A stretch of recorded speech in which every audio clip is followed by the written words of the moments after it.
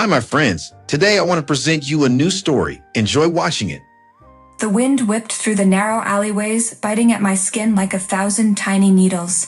My threadbare coat, no longer able to offer any protection, hung limply around my frail body. I was 9 years old, but the weariness that weighed on my shoulders made me feel so much older. The city was alive with lights and sounds, but in the cold, cruel night, it felt like the world had forgotten I existed. I stumbled down the street, my legs aching from hours of walking. The hunger gnawed at my stomach, a relentless, twisting pain that had become all too familiar. The elegant glow of a restaurant caught my eye. Warmth and laughter spilled out from its doors, the tantalizing aroma of food teasing my senses. My mouth watered at the thought of even a single bite, something to ease the emptiness inside me. Gathering what little strength I had left, I approached the restaurant, my small, trembling hand reaching for the door. The warmth hit me like a wave as I stepped inside, but before I could take another step, a sharp voice cut through the air. "What do you think you're doing here?" A tall, stern man in a crisp black suit loomed over me, his eyes narrowing in disgust. Please, sir," I stammered, my voice barely above a whisper. "I'm so hungry. Could I have just a little something to eat?" The man's lips curled into a sneer. "We don't serve beggars here. Get out before I call the police." Tears welled up in my eyes, but I blinked them back, refusing to let him see me cry. "Please, just a piece of bread, anything." The man's hand shot out, gripping my arm with a force that made me wince. "Out!" he hissed, dragging me to the door and shoving me into the cold night. I stumbled and fell to the ground, the harsh pavement scraping my knees. The door slammed shut behind me, cutting off the warmth and light. The tears I had held back finally spilled over, mixing with the dirt on my cheeks. I curled up on the ground, shivering violently, my hope shattered like glass. For a moment I thought about giving up, just closing my eyes and letting the cold take me away. But something inside me, a tiny spark of determination, refused to let go. I struggled to my feet, every part of me screaming in protest. I couldn't give up, not yet. There had to be someone out there who would help me. As I wandered through the dark streets, my vision blurred by tears, I heard the soft crunch of footsteps behind me. I turned to see a man approaching, his elegant coat fluttering in the wind, his eyes filled with something I hadn't seen in a long time, kindness. "Are you all right, dear?" His voice was gentle, like the warmth I had been so desperately seeking. I'm hungry," I whispered, too tired to say anything more. The man knelt down beside me, his face full of concern. "Come with me. Let's get you something to eat and somewhere warm to stay." I looked into his eyes, searching for any hint of deception, but all I found was sincerity. Nodding slowly, I took his outstretched hand, the warmth of his touch a stark contrast to the cold that had gripped me for so long. As we walked together, I couldn't help but wonder if this was the miracle I had been waiting for. As we walked through the empty streets, the man's presence beside me felt almost surreal, like a dream I feared would dissolve into the night. His hand, firm yet gentle around mine, guided me away from the harsh reality I'd known for so long. The city, usually so menacing in the dark, seemed to soften under the warmth of his presence. "Are you cold?" he asked, his voice cutting through the silence. I nodded, my teeth chattering too much to speak. The wind, which had been so unforgiving, now seemed less cruel with him by my side. The man stopped, shrugged off his long, wool coat and draped it over my shoulders. It was much too big, swallowing me in its warmth. But I didn't mind. For the first time in what felt like forever, I felt a sense of comfort. "What's your name?" he asked, his tone kind and patient.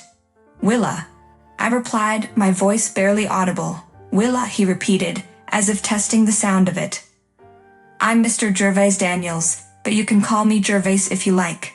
His name sounded foreign to me, too sophisticated for the world I had come from, but it was also soothing, like the man himself. I nodded, clutching the coat tighter around me as we continued walking. Soon, we approached a grand building, its facade gleaming even in the dim light of the early hours.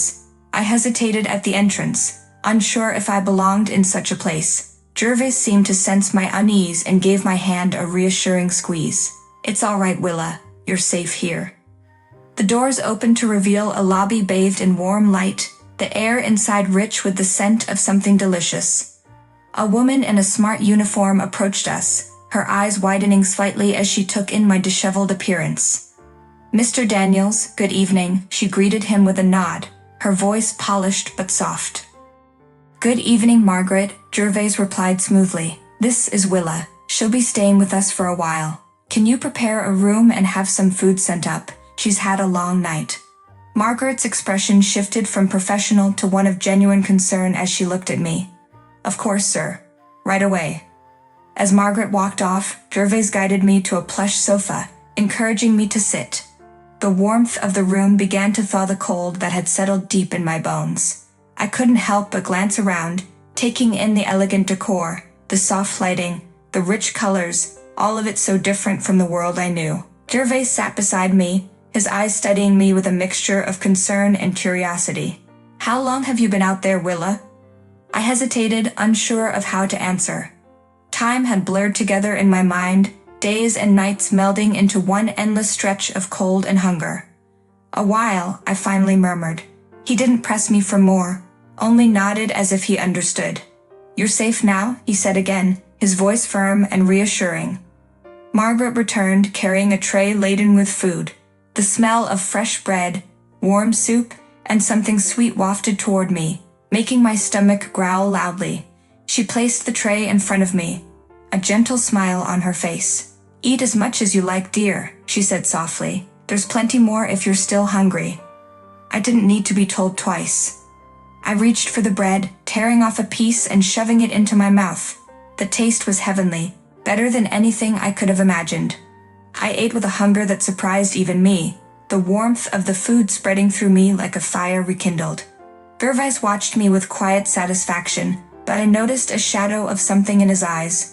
Worry, perhaps, or something deeper. "You'll have a proper room, Willa, with a bed and clothes and anything else you need.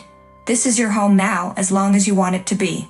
His words washed over me like a balm, soothing the raw edges of my fear and uncertainty. I had never known kindness like this, never felt such genuine care from a stranger. The room was like nothing I had ever seen before. The walls were a soft shade of cream, and the carpet beneath my feet was thick and plush, muffling the sound of every step. A large bed, covered in a quilt of deep burgundy, dominated the room. It looked so inviting, so warm, that I hesitated at the threshold, unsure if I was allowed to touch anything, let alone lie down. Gervais stood beside me, his presence steady and calm. "This is your room, Willa," he said softly. "You can rest here, take a bath, and change into something more comfortable. There's no rush, take all the time you need." I nodded, still too overwhelmed to speak. My eyes roamed the room, taking in every detail, the polished wood of the dresser, the elegant curtains framing a window, the small table with a lamp that cast a soft, golden light. It was more than I could have ever imagined, more than I felt I deserved. Gervais noticed my hesitation and smiled kindly. "It's all for you, Willa. You don't have to worry anymore. You're safe here." His words, though meant to reassure, only deepened the surreal feeling that had settled over me. I took a tentative step forward, the thick carpet sinking beneath my feet, and made my way to the bed. I reached out, my fingers brushing against the quilt. The fabric was soft and warm, a stark contrast to the cold, hard surfaces I had grown used to. I turned back to Gervais, my voice small as I asked, "Why are you doing this for me?" He looked at me with an expression I couldn't quite place, something between sorrow and determination. "Because no one should have to suffer the way you have, especially not a child. I can't change what's happened to you, Willa, but I can make sure you're safe now." I didn't know how to respond to that. His kindness was so foreign, so unexpected, that I felt almost suspicious of it, like it might be ripped away at any moment. But there was something in his eyes, a sincerity that I couldn't deny, that made me want to believe him. "Thank you," I whispered, the words trembling on my lips. He smiled, a warmth in his expression that eased some of the fear gripping my heart. "You're welcome. Now why don't you take a bath? There are fresh towels in the bathroom and clothes in the dresser. I'll have Margaret bring up something warm for you to drink." As he turned to leave, I called after him, my voice barely audible. "Gervais?" He paused, looking back at me with a gentle curiosity. "Yes, Willa? Are you sure I can stay here?" I asked, my fear of being sent away surfacing in my voice. His expression softened even more. As long as you need, Willa, this is your home now. With that he left, closing the door softly behind him. I stood in the middle of the room, feeling the weight of his words sink in. My home. The concept was so alien to me that I didn't know how to process it. But I wanted it to be true. More than anything, I wanted this to be my home. I crossed the room to the dresser, opening the drawers one by one. Inside, I found soft, warm clothes, sweaters, pants, and even a pair of fuzzy slippers. I ran my fingers over the fabric, marveling at how soft everything was. It was so different from the ragged clothes I had been wearing, clothes that had seen too many nights on the streets. The bathroom was just as luxurious as the bedroom, with gleaming tiles and a tub big enough to sink into. I turned on the tap, watching as hot water filled the tub, steam rising into the air. The warmth spread through the room, chasing away the last remnants of the cold that had settled in my bones. I undressed slowly, peeling away the layers of grime and dirt that clung to my skin. The bathwater was almost too hot, but I welcomed it, sinking into the warmth with a sigh. It felt like the first time in forever that I could truly relax, the tension in my muscles slowly unwinding as the water worked its magic. As I soaked, I thought about Gervais and the kindness he had shown me. It was so unexpected, so different from what I had grown used to. But I wanted to believe in it, in him. Maybe, just maybe, this could be the start of something new, something good. After the bath, I dressed in the soft clothes from the dresser, the warmth of the fabric wrapping around me like a hug. I padded back to the bed, climbing under the quilt, and for the first time in a long time, I felt safe. Margaret knocked gently before entering with a tray. She smiled as she set it on the small table by the bed. "Hot chocolate," she said warmly, "just what you need after a long day." I sipped the drink, the rich, sweet warmth spreading through me like a promise. Margaret tucked the quilt around me, her movements gentle and caring. "You're safe here, Willa. Rest now." And as I lay back, my eyes growing heavy, I let myself believe that maybe I had finally found a place where I belonged. The next morning, I woke up to the sound of birds chirping outside the window. It took me a moment to remember where I was, but the warmth of the bed and the soft quilt wrapped around me quickly brought it all back. For the first time in what felt like forever, I hadn't woken up shivering or scared. I was in a real bed, in a real home. It wasn't a dream. I pushed the quilt aside and slipped my feet into the fuzzy slippers Margaret had left by the bed.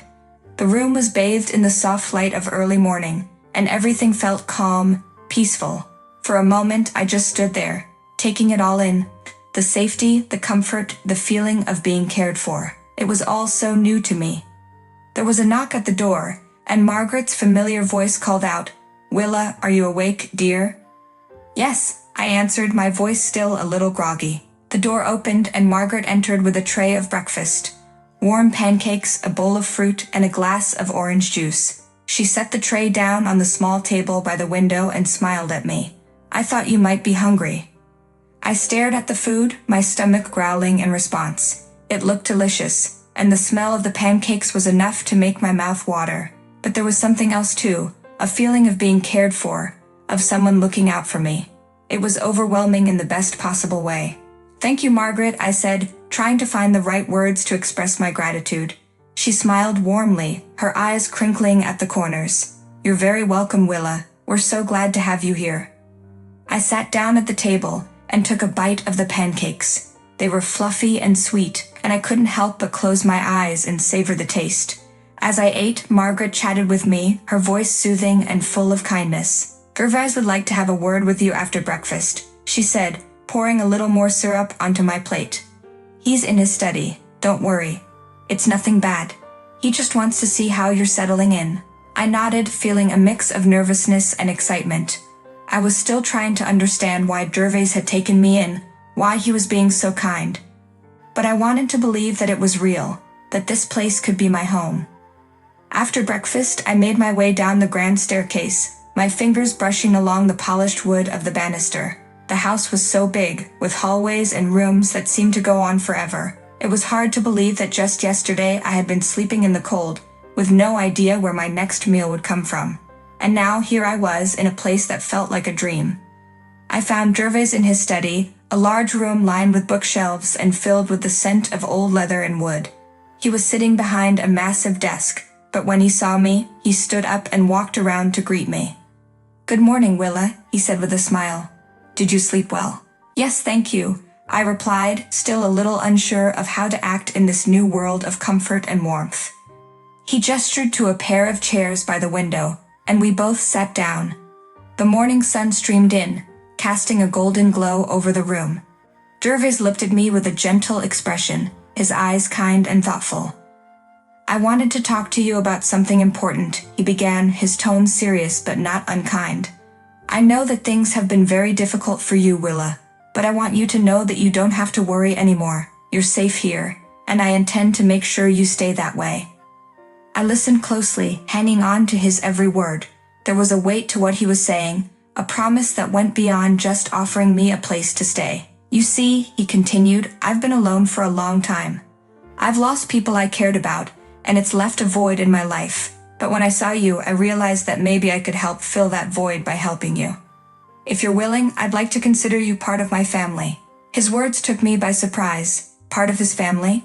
The idea was so far removed from anything I had ever imagined for myself that I didn't know how to respond. But there was something in his voice, a sincerity that made me want to believe him. "You mean, you want me to stay here?" I asked, my voice barely above a whisper. Gervais nodded, his expression softening. "Yes, Willa. I want you to stay. This house can be your home, and I'll do everything I can to make sure you're happy and safe. But only if that's what you want." For a moment, I didn't know what to say. The idea of having a home, of being part of a family again, was something I had almost given up on.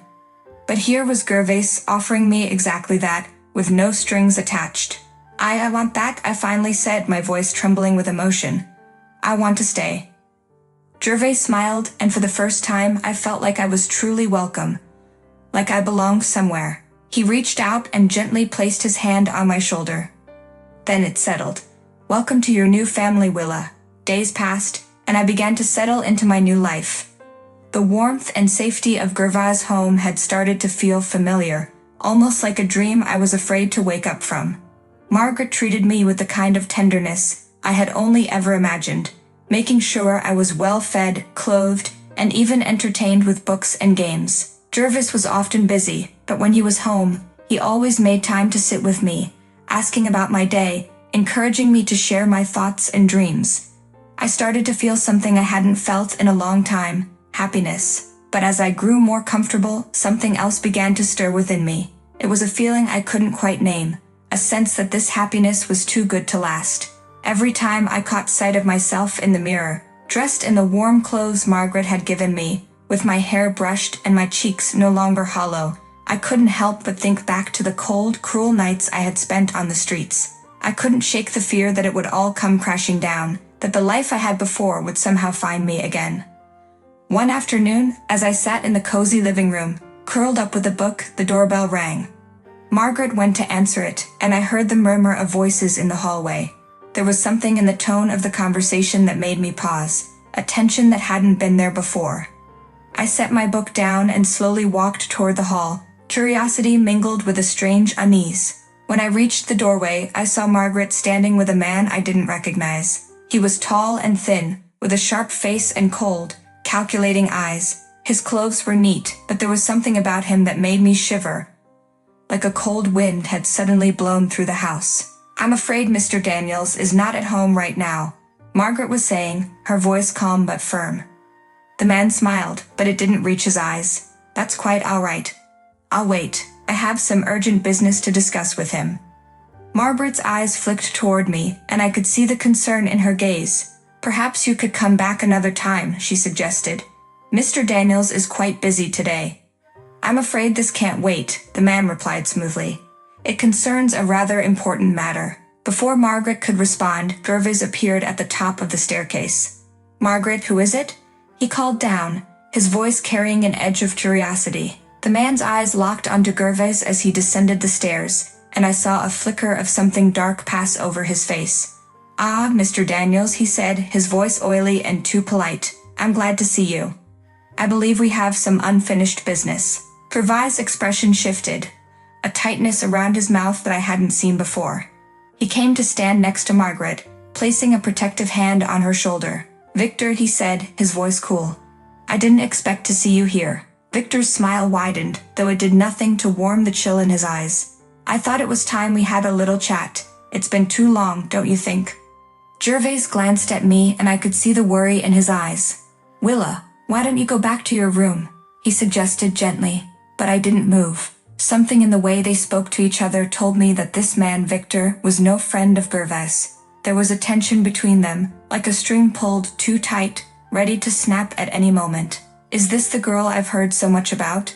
Victor asked, his eyes narrowing as they fixed on me. Gervais stepped forward, blocking Victor's view of me. "She's none of your concern," he said, his voice hardening. "Oh, but I think she is," Victor replied, a hint of menace creeping into his tone. "You see, Mr. Daniels, you've made some very powerful enemies, and they're very interested in what you've been up to. Taking in a stray, playing the hero. It's all very noble, but I'm afraid it might complicate things for you." I felt a cold fear creeping up my spine as the words sank in. What did he mean? What enemies was he talking about? And why did it feel like I was suddenly caught in the middle of something dangerous? Gervais didn't flinch. "Leave now, Victor," he said quietly, but there was a steel in his voice that I hadn't heard before. "You're not welcome here." Victor's smile faded, replaced by a look of cold determination. "This isn't over, Gervais. Not by a long shot." He turned on his heel and walked out, the door closing behind him with a soft click that seemed to echo through the house. For a long moment, no one spoke. The air was thick with unspoken words, with the shadow of whatever had just passed between Gervais and Victor. Finally, Gervais turned to me, his expression softening, though the worry was still there, lingering in his eyes. "Willa," he said, kneeling down so he was at eye level with me. "I'm sorry you had to see that. Victor, he's someone I used to know, but he's not a good man. I don't want you to worry about him, all right? You're safe here." I nodded, though the fear still gnawed at the edges of my mind. "Who is he?" I asked quietly. Gervais hesitated, then sighed. "He's someone who doesn't like it when things don't go his way. But don't worry, Willa. I won't let him hurt you. I promise." And for the first time since coming to this house, I felt a shadow looming over my newfound happiness, a dark cloud on the horizon that threatened to take it all away. The days after Victor's visit were tense, but Gervais and Margaret did their best to shield me from the looming threat.